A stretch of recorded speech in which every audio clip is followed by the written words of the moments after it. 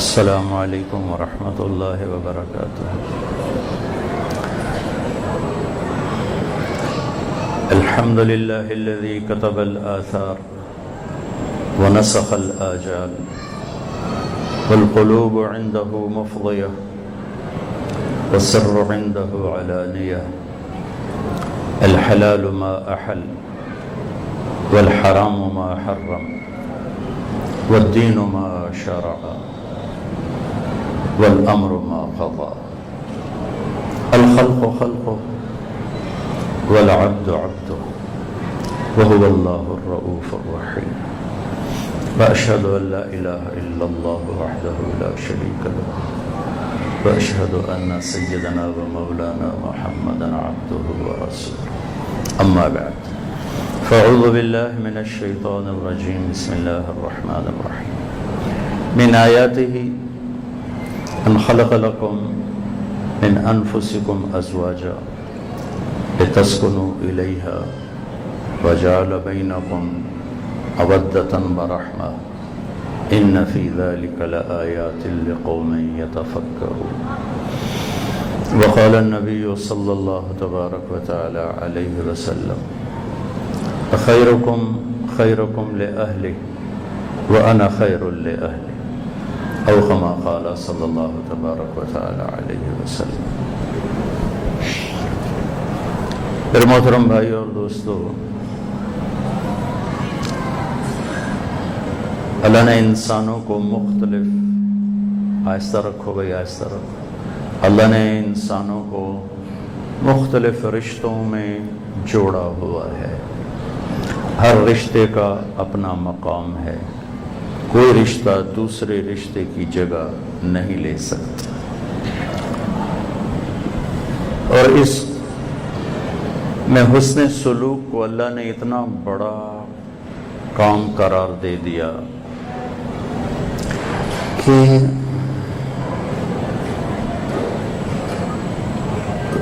والذین یصلون ما امر اللہ بہ ان یوصل، ساری باتیں اللہ کا امر ہیں۔ علم والے کون ہیں قرآن بتاتا ہے، ایک تو یہ مدرسے والے بیٹھے ہوئے ہیں، ایک اللہ بتاتا ہے کہ علم والے ہیں کون۔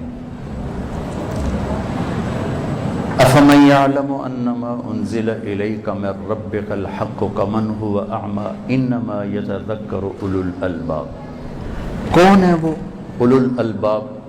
وہ اولو العلم، وہ اولو الفہم، وہ اولو الکتاب، کون ہیں؟ الذین یوفون بعہد اللہ ولا ینقضون المیثاق، اللہ سے کیا ہوا عہد و پیمان نبھاتے، وہ وعدے کے پابند ہوتے۔ اب یہاں تعبیر بدل گئی، والذین یصلون ما امر اللہ بہ ان یوصل، چونکہ مضمون نکاح کا ہے لیکن یہ بات بیچ میں آ گئی، میں اس کی تفصیل نہیں کرتا، میں صرف اتنا بتاتا ہوں، رشتہ داروں سے حسن سلوک میں اللہ نے اتنا وزن ڈالا ہے اس لفظ سے ما امر اللہ بہ ان یوصل، اللہ جس کے بارے میں کہہ رہا ہے کہ حسن سلوک کرو، یہ وہ لوگ ہیں، یہاں صلہ رحمی کی بات۔ وَيَخْشَوْنَ رَبَّهُمْ، اب تعبیر بدل گئی، اللہ سے حیا کرتے ہیں۔ وَيَخَافُونَ سُوءَ الْحِسَابِ، حساب کے سختی سے ڈرتے ہیں۔ وَالَّذِينَ صَبَرُوا ابْتِغَاءَ وَجْهِ رَبِّهِمْ، صبر کرتے ہیں اللہ کے لیے۔ وَأَقَامُوا الصَّلَاةَ، نماز پڑھتے ہیں۔ وَأَنفَقُوا مِمَّا رَزَقْنَاهُمْ، میرا دیے ہوئے مال سے خرچ کرتے ہیں، سرًا وعلانیہ، کھل کر چھپ کر۔ وَيَدْرَؤُونَ بِالْحَسَنَةِ السَّيِّئَةَ، اور برائی کا جواب اچھائی سے دیتے ہیں۔ یہ 9 صفات ہیں اولو العلم، یہ 9 صفات ہیں اولو العلم۔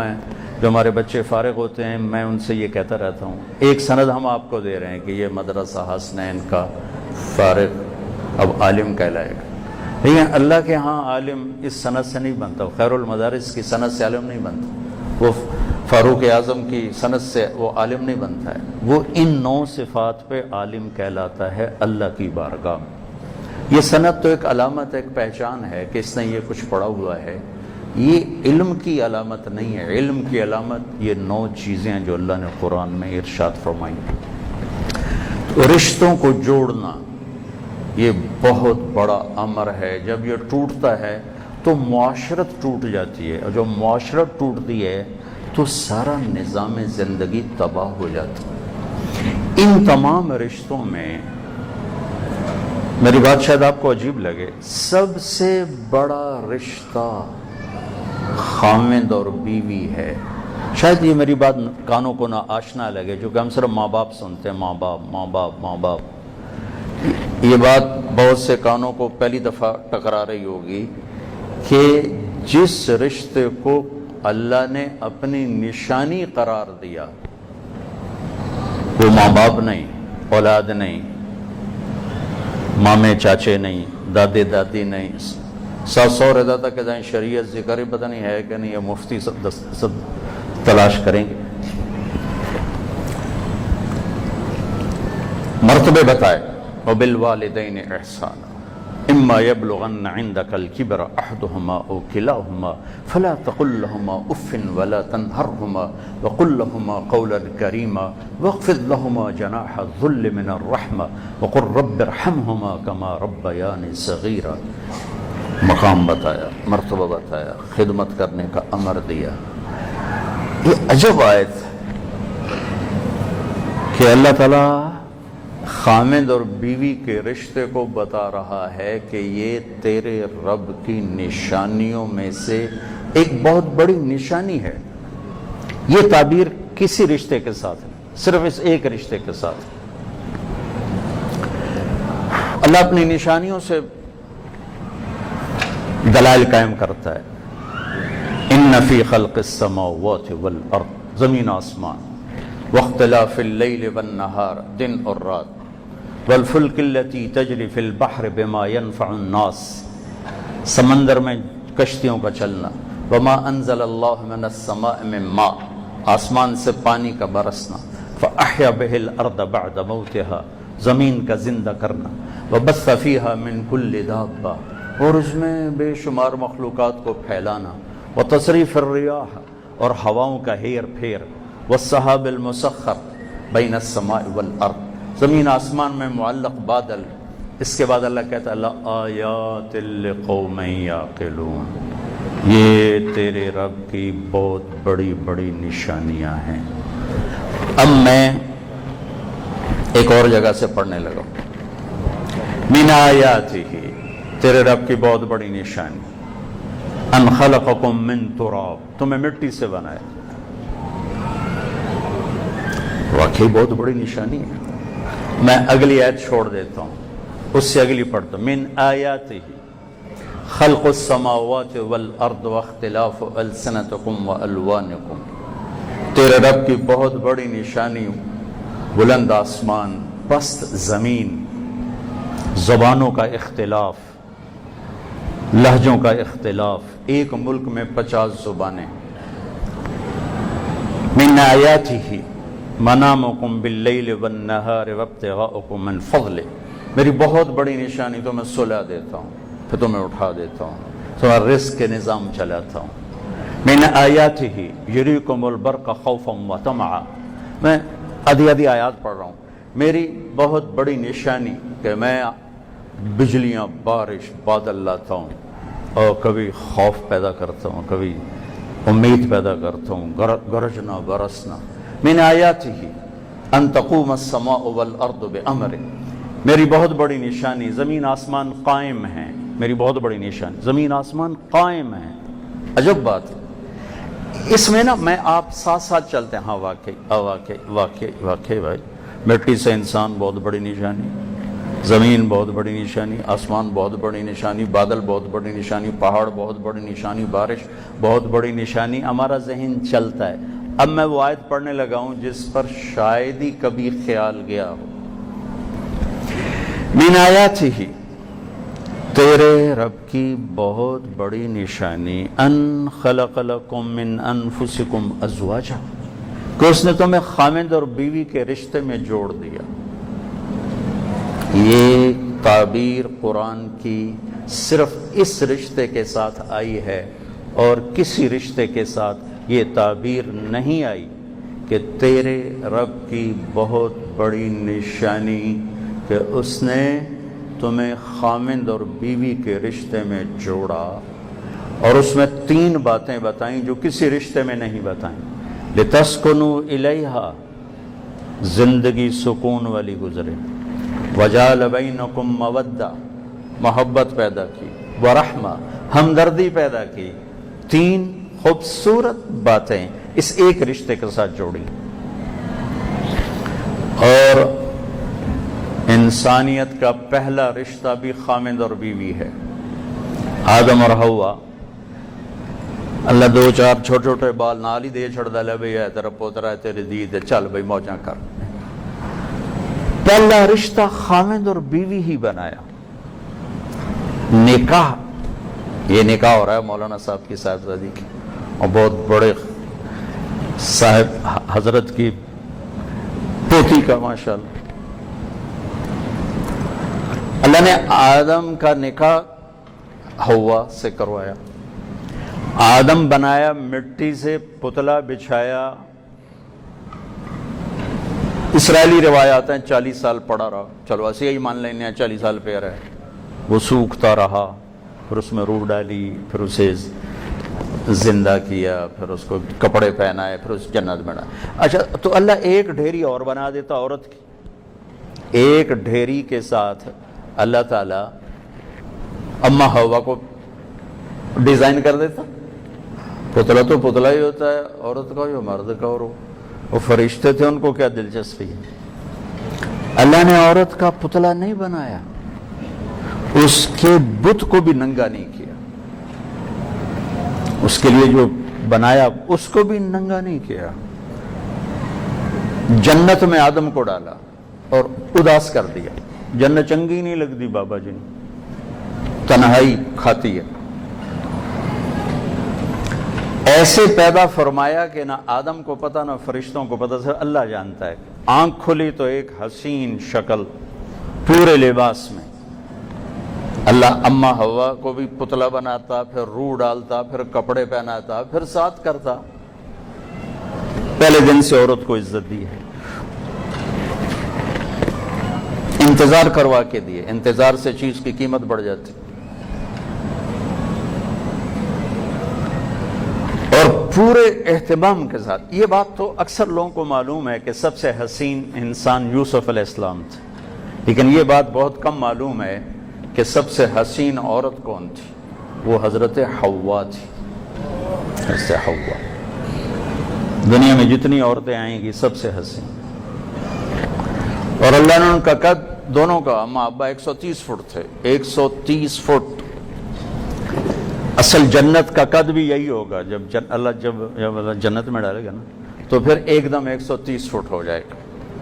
اسی ہائٹ پر اللہ تعالیٰ جنت میں داخل فرمائے۔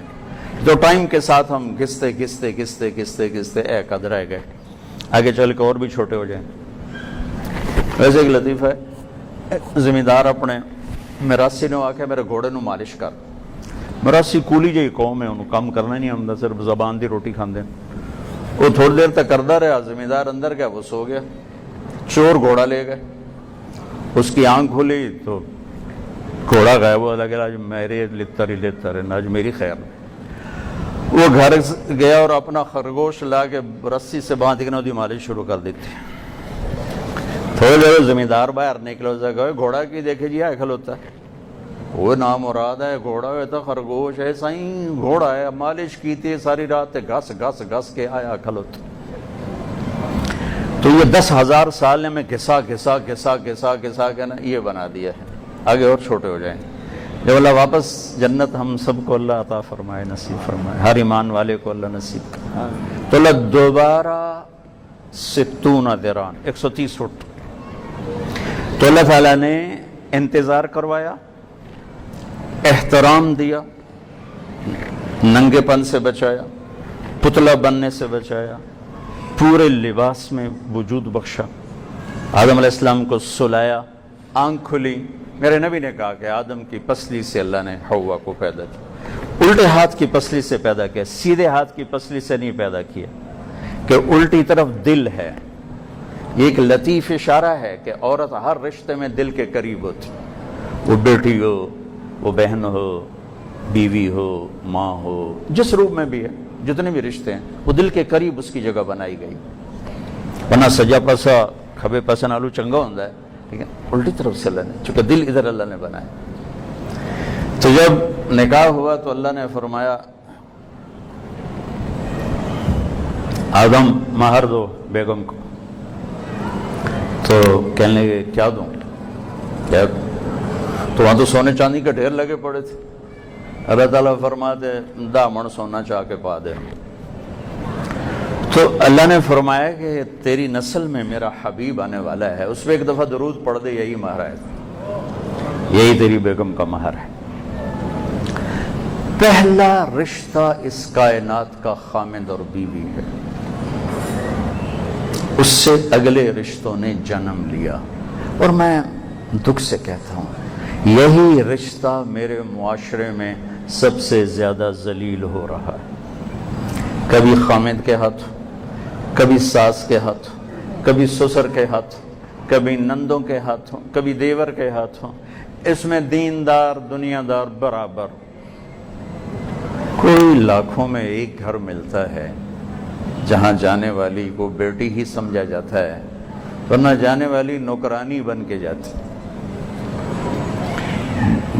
मुझे एक हदीस याद आई, मेरे नबी ने फरमाया ये मेरे मदीने वाले अंसार बड़े ही आला लोग हैं, इनके घर में जब किसी की डोली उतरती है तो उसे लगता ही नहीं कि मैं पराए घर गई हूं, उसे लगता है मैं अपने ही घर में हूं। अपने अंसार मदीना की तारीफ करते हुए फरमाया कि इनके घर में जब किसी की डोली उतरती है तो उसे ये नहीं लगता कि मैं पराए घर चली हूं, उसे लगता है मैं अपनी माँ प्यो दी जोली च बैठी हुई। लेकिन मेरा ससुराली मुआशरा बड़ा जालिम है, बड़ा जालिम है, बड़ा जालिम है। ये मैं उलमा से कहता हूं कि ये मसाइल लोगों के सामने लेकर आए, जो पल पल जिंदगी की जरूरत है, जिसके बगैर जिंदगी वीरान हो जाती। हमारे मिंबर से जो बात चलती है, जो भी खैर की बात है उसका अजर है अल्लाह के फजल व करम से, सिवाय शर की बात के या सिवाय लड़ाई लड़ाने वाली बात के। जो भी कोई बात कर रहा है खैर की, वो बाइस अजर व सवाब है। लेकिन मेरे भाई बहनों, मेरे नबी की मुआशरत बयान नहीं होती, मेरे नबी की जिंदगी बयान नहीं होती। ये दुनिया का मुश्किल तरीन रिश्ता है, ये दुनिया का अहम तरीन रिश्ता है। माँ बाप के लिए चंद आयात, औलाद के लिए चंद आयात हैं, बहन भाइयों के लिए चंद आयात, बाकी रिश्तों के लिए इशारे हैं, और खामिद और बीवी के लिए पूरी सूरतें उतरी हैं। सैकड़ों आयात हैं, सैकड़ों, दावी नहीं, सैकड़ों आयात कि इस रिश्ते को चलाना कैसे है। क्योंकि जितना ये अहम है उतना ये कमजोर है, एक बोल पे टूट जाता।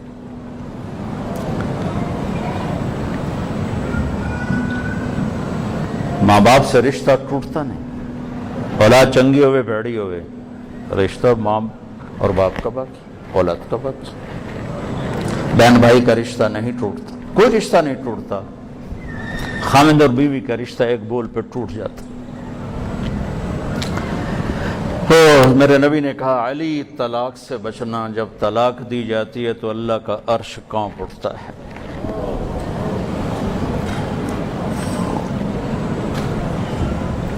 भाइयों, हमारे मुआशरे को मेरे नबी वाली जिंदगी का पता कोई नहीं है। जो माहौल में वही चल रहा है। पंजाबी वो करेगा जो पंजाब में हो रहा है, सिंधी वो करेगा जो सिंध में हो रहा है, बलोची वो करेगा जो बलोचिस्तान में हो रहा है, پٹھان وہ کرے گا جو سرحد میں ہو رہا ہے. پھر آگے قوموں کے ثقافتیں ہیں. جٹ وہ کریں گے جو ان کے ہاں ہو رہا ہے، راجپوت وہ کریں گے جو ان کے ہاں ہو رہا ہے، گجر وہ کریں گے جو ان کے ہاں ہو رہا ہے، ارائی وہ کریں گے جو ان میں ہو رہا ہے، بٹ وہ کریں گے جو ان میں ہو رہا ہے. میرے نبی نے کیا کیا؟ یہ کوئی نہ پوچھنا چاہتا ہے، نہ یہ ممبر سے بات چلتی ہے، زیادہ نہیں چلتی ہے، میں انکار تو نہیں کرتا ہوں، بہت کم چلتی، بلکہ یہ مسائل تو ہمارے علماء بیٹھے ہیں، میں خود مدرسے پڑھاتا ہوں، یہ مدرسے میں بھی نہیں بتائے جاتے. جب زندگی کے ابواب آتے ہیں تو چل بھائی شروع ہو جاؤ، وہ ایک تلاوت چل رہی ہوتی ہے، چاہے مولانا حنیف صاحب پڑھا رہے ہوں، چاہے طارق جمیل پڑھا رہا ہوں، چاہے مولانا نذیر صاحب پڑھا رہے ہوں، تلاوت ہوگی. ترمذی کی جلد ثانی اتنی خوبصورت زندگی کو کھولتی اور بیان کرتی ہے. لیکن ہمارے استاد صاحب نے فرمایا کہ اب بس شروع ہو جاؤ، جو سوال کرے گا اس کی پٹائی ہوگی. اس لیے بھائیو آپ سے گلہ نہیں، علماء سے گلہ ہے کہ جو بچہ 10 برس لے کر مدرسے میں داخل ہوتا ہے، جب وہ نکلتا ہے تو اسے پتہ نہیں ہوتا کہ میں نے ماں باپ کے ساتھ کیسے چلنا ہے، میں نے بیوی کے ساتھ کیسے چلنا ہے. میں نے بازار میں، اگر میرا مقدر ہے ہر بچہ تو مدرسے میں نہیں پڑھاتا، تو میں نے بازار میں تجارت کیسے کرنی ہے، نوکری کیسے کرنی ہے، بیوی کو لے کر کیسے چلنا ہے، اختلاف رائے میں کیسے وسعت صدر کا مظاہرہ کرنا ہے. یہ اخلاق نبوت اس طرف. میرے نبی نے 11 شادیاں کی، شوق تھا. ما لی فی النساء من رغبت، جو صحیح حدیث ہے کہ مجھے عورتوں کی کوئی رغبت نہیں. اور عمل سے دیکھا، 25 برس کی عمر میں 40 سال کی عورت سے شادی کی. ایک منگنی ٹوٹی، حضرت خدیجہ. ورقہ بن نوفل چچا زاد بھائی، منگنی ہو گئی، ٹوٹ گئی. دوسرا نکاح ہوا، ابو حالہ، وہ انتقال کر گئے. پھر تیسرا، پہلی ایک منگنی کے ساتھ پہلی شادی، دوسری شادی ابن عابد، انتقال ہو گئے. 2 نکاح سے بیوہ، ایک منگنی ٹوٹی، عمر 40 سال. میرے نبی 25 سال، وہ کہتے میں تو 20 سال دی لڑکی نال شادی کرنی، وہ 40 سال کی عورت سے شادی فرما رہے. اور ایسا حسن و جمال کائنات میں کسی کو ملا نہیں. ام معبد الخزاعیہ کے خیمے سے گزر ہوا اور آپ آگے چلے گئے. میں وہ قصہ نہیں سناتا ہوں، صرف ایک وہ ٹکڑا حلیے کا بتاتا ہوں کہ جب اس کے خاوند آئے تو اس نے وہ پیالے میں دودھ دے گا، کہا دودھ کہاں سے ہے؟ وہ کہنے لگی ہے بکری. اسے کہا بکری تو چل نہیں سکتی، دودھ کتوں آ گیا؟ کوئی آیا ہی بڑے کوئی سونی شکل آلا، وہ دے ہتھاں جو کوئی برکت آئی. کہا سفیلی انعاتیلی، کون آئی در میں دست سہی؟ تو وہ ایک ان پڑھ بڑھیا نے میرے نبی کا روپ بیان کیا. رأیت رجلا ظاہر الوضاء ابلج الوجه حسن الخلق لم تعبه ثجلا لم تزر به سعلا وسيم قصيم في عينيه دعج في صوته صحن في لحيته كثافة في عنقه سطح أزج أقرع صد القصب إن تكلم علاه البهاء وإن سكت علاه الوقار. اللہ اکبر. یہ تو کوئی عربی دان اس کے شرح نہ کر سکے تھا، اسی تو انہیں پنجابی. کہنے لگی ابو معبد تمہیں کیا بتاؤں، یوں سمجھو کہ 14ویں کا چاندی کپڑے پہن کے زمین پہ آ گیا تھا. مکھ دی گل مکاواں، میں نے این لگا جب میں 14ویں دا چاندی کپڑے پا کے اٹھا آ گیا. چمکتا چہرہ، روشن پیشانی، خوبصورت موٹی آنکھ، ادعج، اشکل، اکحل، احور، اہدب، انجل، ابرج. میرے نبی کی آنکھوں کے لیے 7 الفاظ حدیث میں آئے ہیں، اور 7 کا ایک ترجمہ ہے کہ ایسی حسین آنکھ کائنات میں کسی کی نہیں بنی.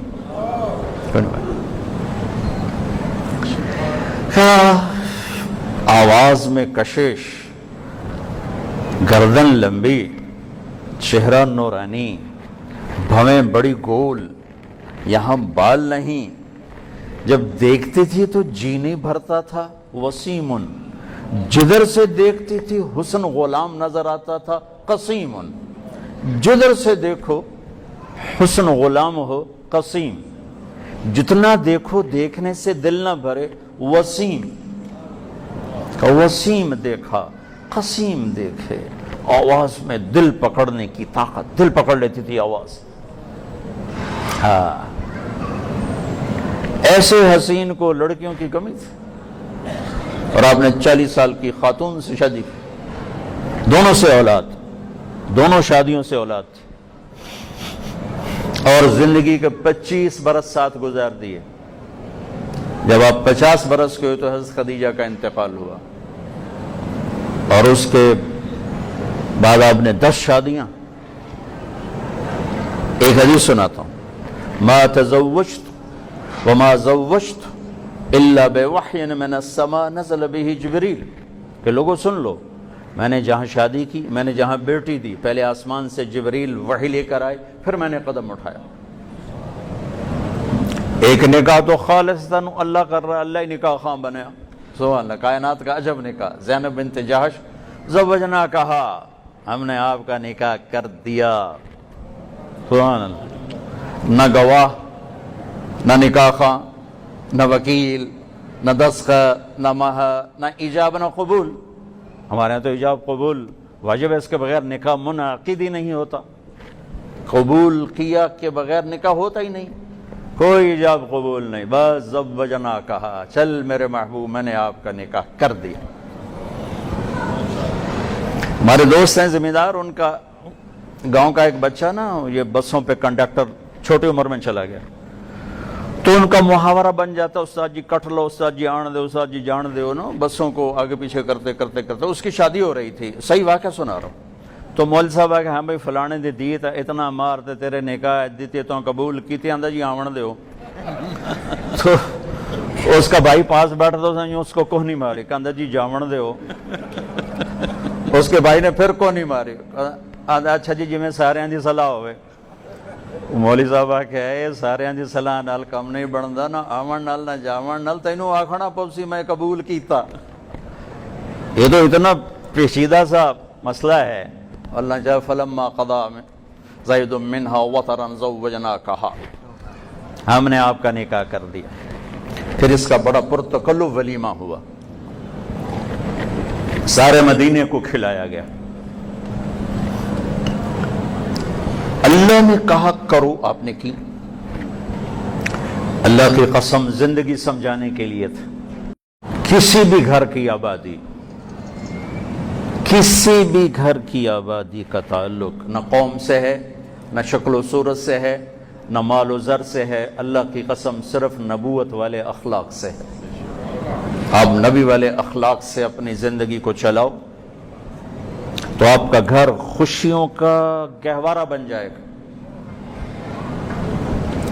خود لفظ نکاح کے اندر زندگی گزارنے کا طریقہ موجود ہے۔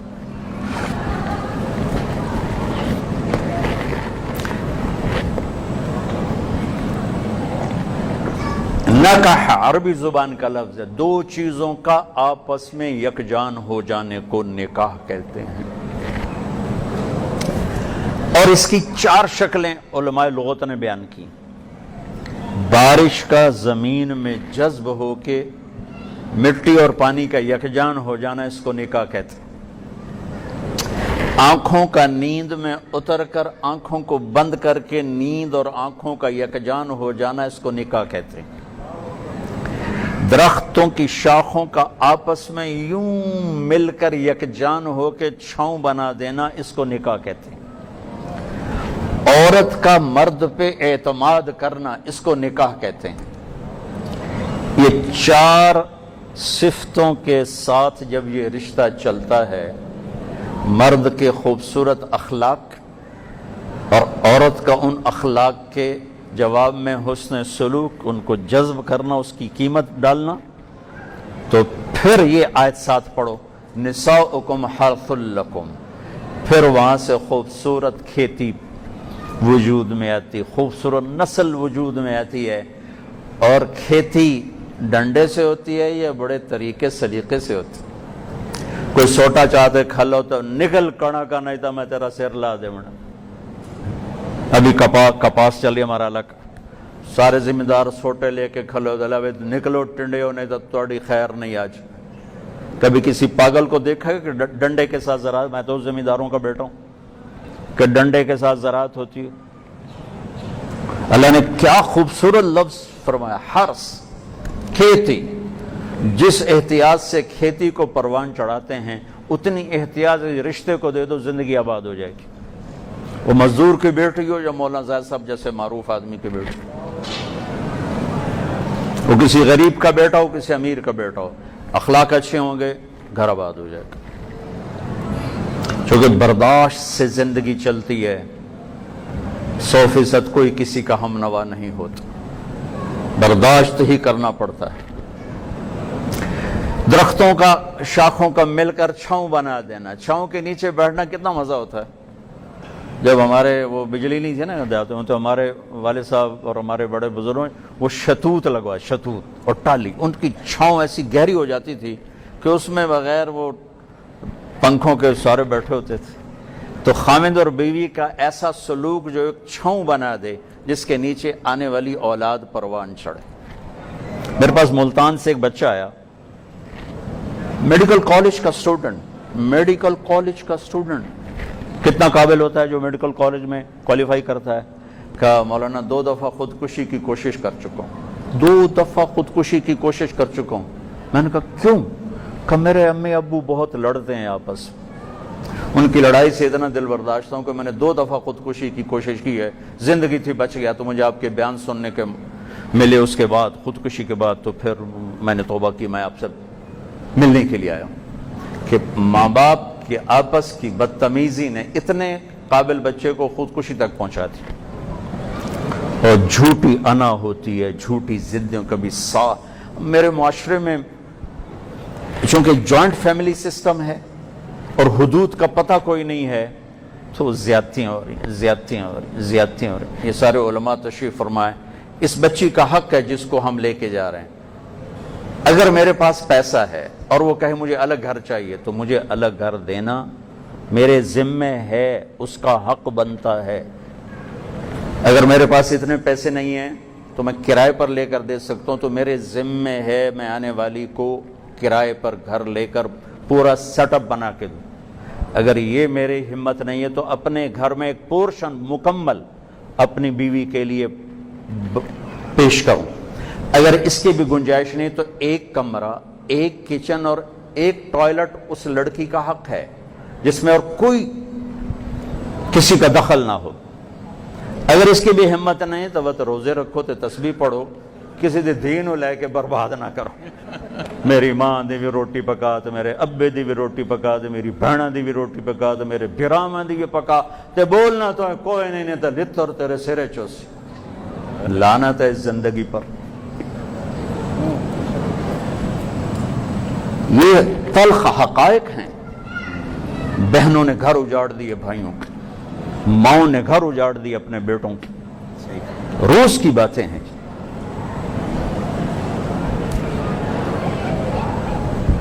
لے جانے والا جب اتنی ذمہ داری سے کسی کی بیٹی کو لے کے جا رہا تو اس کے ذمے ہے, ماں باپ کی طرف سے زیادتی ہو تو سامنے آئے.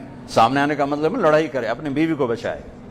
کہ میں توڑا پتر, میں توڑا نوکر, میں نے دوستو میں توڑی نوکری کرنی. بیوی کی طرف سے زیادتی ہے تو پھر ماں باپ کو بچائے کہ دیکھ تیرے میری حدود ہیں, اس سے آگے تم نہیں جا سکتی, یہ میرے ماں باپ ہیں, یہ میری جنت ہیں. اگر بیوی کی طرف سے زیادتی ہے تو ماں باپ کی حفاظت کرے, ماں باپ کی طرف سے زیادتی ہے تو بیوی کی حفاظت کرے. کہ اللہ نے اس کی گود میں سے ایک نسل کو اٹھانا ہے, وہ بچوں کی تربیت کے لیے ہے. وہ تانے سن سن کے اس نے تربیت کا کرنی ہو تو وہیں بیچاریوں کا دماغی ہوا میں اڑ جاتے ہیں. ایک تانا ساری دن آدمی کو تڑپا کے رکھ دیتے. تو میرے بھائیوں, یہ بہت خوبصورت رشتہ ہے, اس کو خوبصورت بناؤ اخلاق کے ساتھ. بیوی اپنے خامند کے ساتھ اچھے اخلاق پر, خامند اپنی بیوی کے ساتھ اچھے اخلاق برتے. کبھی اونچ نیچ ہو جائے تو درگزر کیجیے, معاف کیا جائے۔ میرے نبی نے کہا سب سے بہترین مسلمان وہ جو بیوی سے اچھا سلوک کرتا ہو۔ پھر آپ نے فرمایا میں تم میں سے سب سے زیادہ اپنی بیگمات کے ساتھ اچھا سلوک کرتا ہوں۔ تو میرے بھائیوں،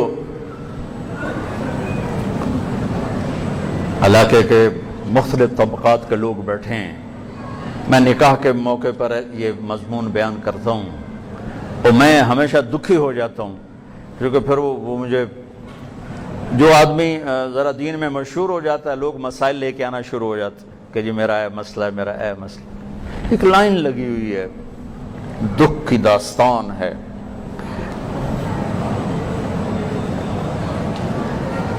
میں یہ نہیں کہتا ہوں کہ جانے والی اپنے خاوند کے ماں باپ کی خدمت نہ کرے، ضرور کرے، وہ اس کی اپنے ماں باپ سے جدا ہو گئے بھی ان کو اپنا ماں باپ بنا لے، لیکن اخلاقی فریضہ ہے، واجب کوئی نہیں، ذمہ کوئی نہیں۔ اور ساس سسر سے کہتا ہوں آنے والی کو اپنی بیٹی بناؤ اور خاوند اور بیوی کو پنپنے دو۔ ایک نوجوان تھا، بہت بری زندگی، اس کے والد نے کہا جی ذرا میرے بچے نوں تو مل لو، کوئی بندہ بن جاوے۔ ہم نے اس سے دوستی لگائی، اللہ نے اس کو 4 مہینے کی توفیق دی، بہت بڑے مالدار فیملی۔ پھر وہ اس کی شادی ہوئی، ہم اس کی شادی میں شریک ہوئے، سال بعد طلاق ہو گئی۔ اور میں نے کہا طلاق کیوں دیتے؟ کہا جی ماں باپ کے تانوں سے تنگ آ کے طلاق دی، میں سر رات کلبوں میں ہوتا تھا، شراب پیتا تھا، میرے ماں باپ کو کوئی پرواہ نہیں تھی میں کون آتے کتنے ہیں۔ جب سے شادی ہوئی ہے روز سن دوں بیوی دی کچھ اچھی بیٹھا رہندا، ماں نو تا پوچھدا ہی کوئی نہیں، بیوی دی کچھ اچھی وڑیا رہندا، پیو نو تا پوچھدا ہی کوئی نہیں۔ کہ ان 2 تانوں نے مجھے اتنا زج کیا کہ میں نے اس بے قصور کو طلاق دے دی۔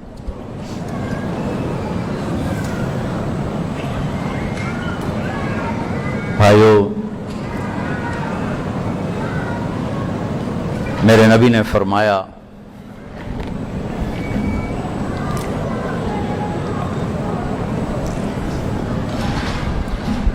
النکاح من سنتی، یہ میری سنت ہے، فمن لم يعمل بسنتی فلیس منی، وہ مجھ سے نہیں جو میری اس سنت پہ عمل نہ کرے۔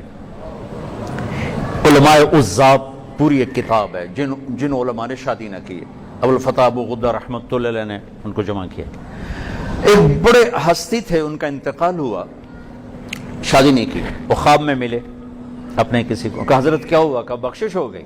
لیکن ایک مسلمان اپنے بچے اور بیوی اور بچوں کے لیے جو تکلیف اٹھاتا ہے، اس پہ جو درجات ہیں، مجھے اس کی ہوا بھی نہیں لگی، مجھے اس کی ہوا بھی نہیں لگی۔ تو بھائیو، ہم اس زندگی کو خوبصورت بنائیں، یہ خوبصورت رشتہ ہے۔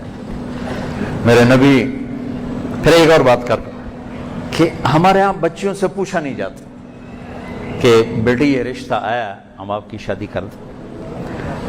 بچوں سے تو کوئی نہ بات ہو جاتی، بچے آج کل کے ویسے باغی ہو گئے ہیں تو انکار بھی کر دیتے ہیں، لیکن ہمارے عام ماحول میں بیٹیوں سے پوچھنے کی تکلیف گوارا نہیں کی جاتی۔ بابے تیرا رشتہ ایسے کر دیتا ہے، ٹھیک ہے جی۔ اب بغاوت ہے، اب طلاقوں کی شرح بڑھ رہی ہے کہ ہم اپنی بچی جس نے زندگی گزارنے اسے پوچھتے ہی نہیں۔ حضرت علی رشتے کا پیغام لے کر آئے، آ کے چپ کر کے بیٹھ گئے۔ آپ کو تو پتہ چل گیا تھا، کیوں علی کیسے آئے؟ چپ۔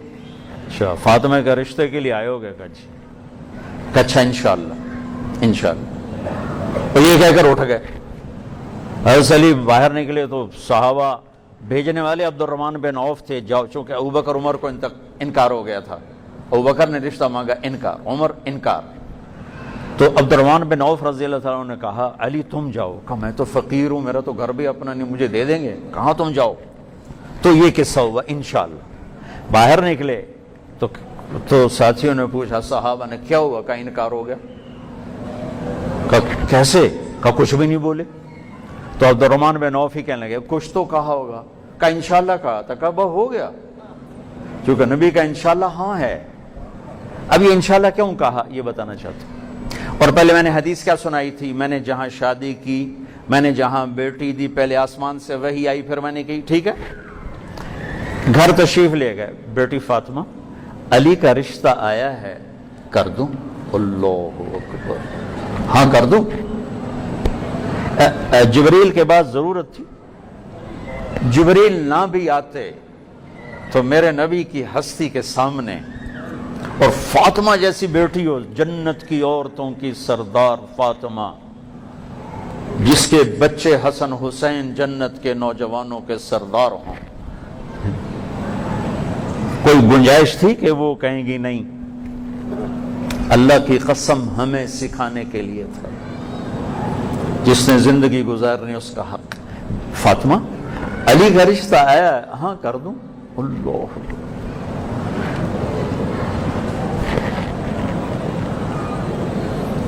حضرت فاطمہ نے ہاں کی. اب باہر تشریف لائے، کہا علی بلاؤ، لوگوں کو بلاؤ. لوگ سارے اکٹھے ہو گئے. حضرت علی کو یہاں بیٹھائے سامنے، ایسے ممبر پر آئے، کہا لوگو جبریل میرے پاس اللہ کا پیغام لے کر آئے ہیں کہ میں اپنی بیٹی فاطمہ کا نکاح علی کے ساتھ کر دوں. پھر پوچھا، پھر ایک خاتون کہنے لگی میرے رشتے کی بات آتی تھی اور میرے ماں پیو دوے کمرے بہ کے گلاں کر دے ہیں، جیں حیاتی نہیں باونے اس کو لک کے گلاں ہوندی ہیں پیاں، اور اسے تو پوچھو بیچاری گائے بھینس تو نہیں ہے.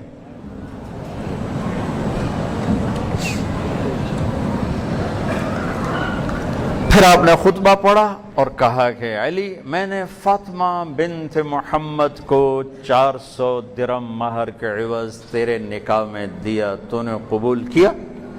کہا میں نے قبول کیا، اور سجدے میں سر رکھ دیا اور زور سے یہ دعا پڑھی سجدے میں، رب اوزعنی ان اشکر نعمتک التی انعمت علی وعلی والدی وانا اعمل صالحا ترضاہ. میرے نبی نے زور سے آمین فرمایا.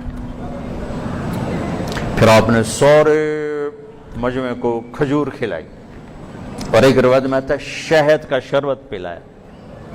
پھر رخصتی کے وقت، مہینے بعد، 6 مہینے بعد، سال بعد، 3 کال نظر سے گزرے. حضرت علی کو لے کے جاؤ.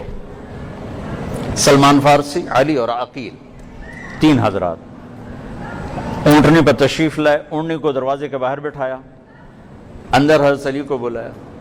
حضرت فاطمہ کا ایسے ہاتھ پکڑا اور ایسے علی کے ہاتھ میں دے کر کہا علی تجھے نبی کی بیٹی مبارک، علی تجھے نبی کی بیٹی مبارک. اور پھر فرمایا فاطمہ مجھے اپنے خاندان میں جو سب سے زیادہ محبوب تھا میں نے تیرا ہاتھ اس کے ہاتھ میں دیا ہے. پھر آپ نے ایسے پیالے میں پانی ڈالا اور اس پر آخری 2 سورتیں قل اعوذ برب الفلق قل اعوذ برب الناس تلاوت کر کے دم کیا. پھر یوں ڈال کے ایسے ان پر ایسے چھینٹے دیے یہاں پشت پر، اور پھر دونوں کو پلایا.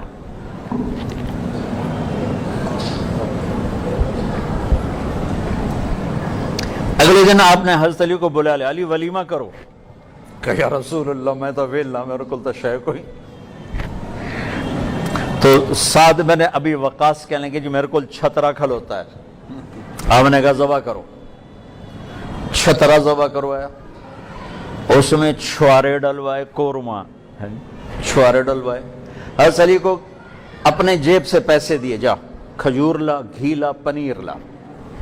تو علی 4 درہم کی کھجوریں لائے اور 5 درہم کا گھی لائے، پنیر لائے، اور 1 درہم کا وہ پنیر لے کر آئے. پھر اس کو آپ نے مکس کروا کے سویٹ ڈش بنائی اور وہ ولیمے پر رکھوائی گئی، اور اس کے ساتھ تازہ کھجوریں اور جو کی روٹی اور چھترے کا گوشت. اور میرے نبی دیگ پر خود بیٹھے کھلانے کے لیے، سالن ڈالنے. لہذا سارا مدینہ کھا گیا، دیگ انجے دی انجے پہ آئی، دیگ میں کمی کوئی نہیں ہے. سارا دن تکلف جو کو شادی میں ہو رہا ہے یہ بھی ننگے انسانیت ہے. اور جس سادگی ہم علماء دعوت دے رہے ہیں وہ بھی کوئی شریعت کا تقاضا نہیں ہے، وہ بھی کوئی شدت اور سختی والی بات ہی ہے۔ میرے نبی بادشاہوں کے نبی، میرے نبی مالداروں کے نبی، میرے نبی متوسط طبقے کے نبی، میرے نبی غریبوں کے نبی، آپ نے سب کو راستہ دینا ہے۔ کیسے ایک غریب، کیسے ایک مالدار تکلف کے بغیر شادی کرے گا؟ یہ کیسے ہو سکتا؟ کبھی شادی ہے کرو نال جانوں میں پتہ نہ لگے کہ شادی۔ میں عمر جیسی ہستی گلی سے گزرے اور وہاں کچھ مجمع تھا، تو آپ نے کہا یہ مجمع کیسا ہے؟ کہا جی وہ شادی ہے۔ تو کہا ڈھول تو بجاتے، ڈھول تو بجاتے۔ سورے مدینے کو امام مالک 4 ائمہ میں سے اور پہلے امام اور امام دار الہجرہ کا لقب پایا، پہلی حدیث کی کتاب لکھنے والی۔ بیٹی کی شادی آ گئی۔ لیث بن سعد اور امام مالک علم میں ہم پلہ ہیں، نصیب میں امام مالک آگے بڑھ گئے کہ ان کی فقہ کو قبولیت ملی، ان کو نہیں ملی۔ وہ مصر میں تھے۔ عصفر ایک بوٹی ہے جو بہت مہنگی ہوتی تھی، اس میں بچیوں کے کپڑے رنگے جاتے تھے دلہن کی۔ تو امام مالک نے لیث بن سعد کو مصر خط بھیجا کہ میری بچی کی شادی آ رہی ہے، تو میں نے عصفر میں اپنی بچیوں کو لباس تیار کرنا ہے، تو وہ یہاں بہت مہنگی تو بھجوا دے۔ وہ بڑے مالدار تھے۔ جب کبھی امام مالک پہ قرضہ ہو جاتا تو ان کو لکھتے تھے قرضہ چڑھ گیا میرا اتار، وہ وہاں سے اتراتے تھے۔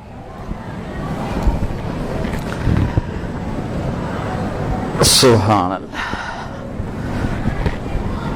انہوں نے کیا کیا؟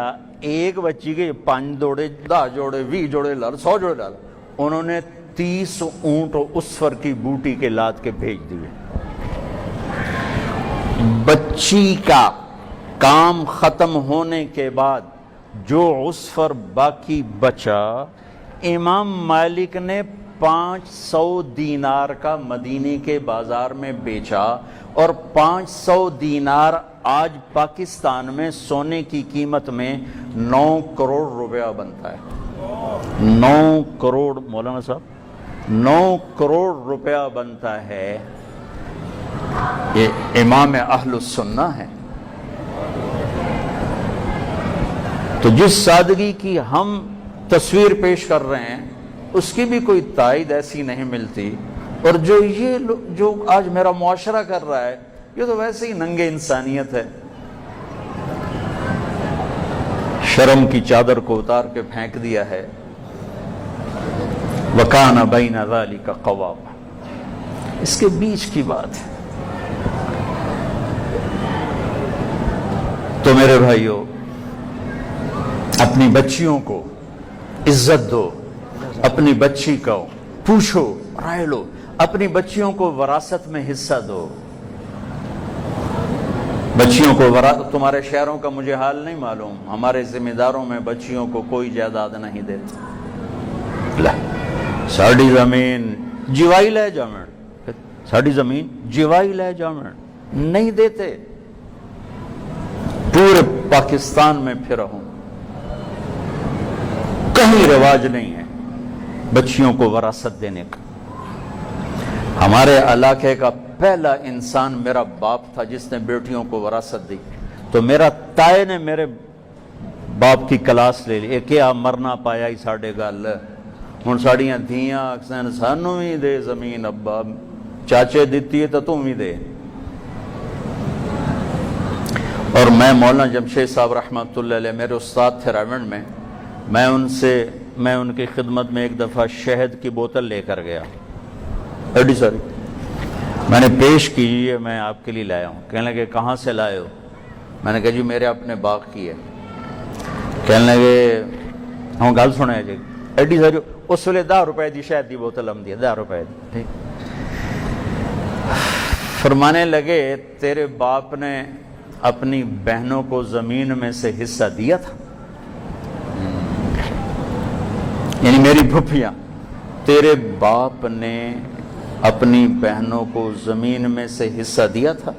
یعنی دیا تھا تو اے بوتل اتھے رکھ دے، نہیں دیا تھا تو یہ حرام ہے، میں نہیں لیتا۔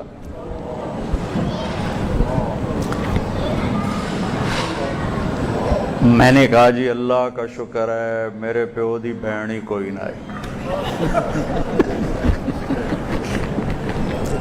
میں کہا جی دو بھرا بس. اچھا تو تیرے دادا نے اپنی بہنوں کو حصہ دیا تھا؟ میں کہا اس لیے میں جمعہ ہی کوئی نہ ہوں، مینوں کیا پتہ. پھر کہنے لگا اچھا رکھ دو. لیکن ہمارے ہاں وراثت کا ظلم عظیم ہے.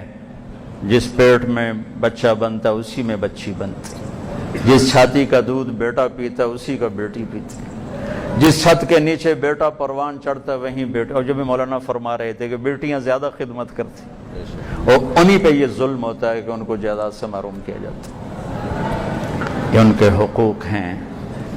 یہ ایک خوبصورت زندگی ہے جو میرے نبی دے کر گئے. بھائیو اسے سیکھنے کی ضرورت ہے. علماء سے کہتا ہوں معاشرت بیان کیا کریں، لوگوں کو معاشرت کا کچھ پتہ نہیں. اور یہ تبلیغ کا خوبصورت کام ہے جس میں آپ سب کو گزارش کروں گا وقت لگاتے رہیں گے تو آپ کو انشاءاللہ فائدہ بھی ہوگا، دین کا بھی دنیا کا بھی. اللہ ان کا جوڑ نصیب اچھا کرے، سلامت کرے اور زندگی خوبصورت گزرے، نیک و صالح اولاد اللہ نصیب فرمائے.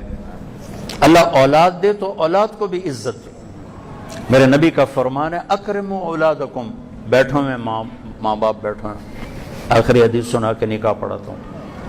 اب نے کہا اکرموا اولادکم واحسنوا ادبہم. اپنی اولاد کو عزت دو اور خوبصورت طریقے سے ان کی تربیت کرو. ڈنڈے کے ساتھ نہیں، ڈنڈے کے ساتھ نہیں.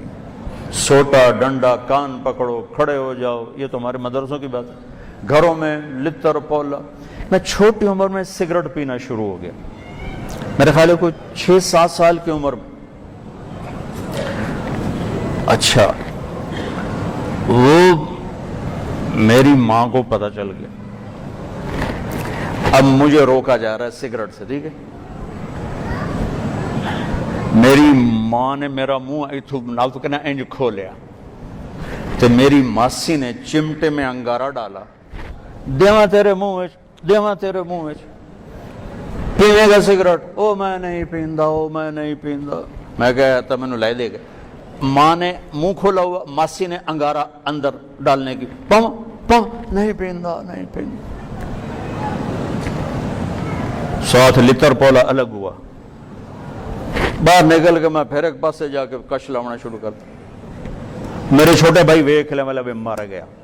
حالی دا اگلے چھوٹے نہیں بولے. میں کہتا ہے ارمی اور ہمیں نا وہ مجھ سے بھی 2 سال چھوٹا. میں کہا ایک سگریٹ تو بھی پی لے. میں نے اس کو بھی پلا دی. میں کہا میری شکایت نہیں لاوے گا. بھائیو اولاد بہت بڑا تحفہ ہوتا ہے، انہیں بے عزت نہ کیا کرو. تربیت کے نام پر شدت سے بچا کرو. انہیں عزت دو، عزت آئے گی. میرے نبی جناب بی بی فاطمہ رضی اللہ تعالیٰ عنہ، دیوار ایک تھی، دیوار کے ساتھ دیوار، اے نہیں کہ چوتھے دے آمدیاں، آنا جانا لگا ہوا ہے.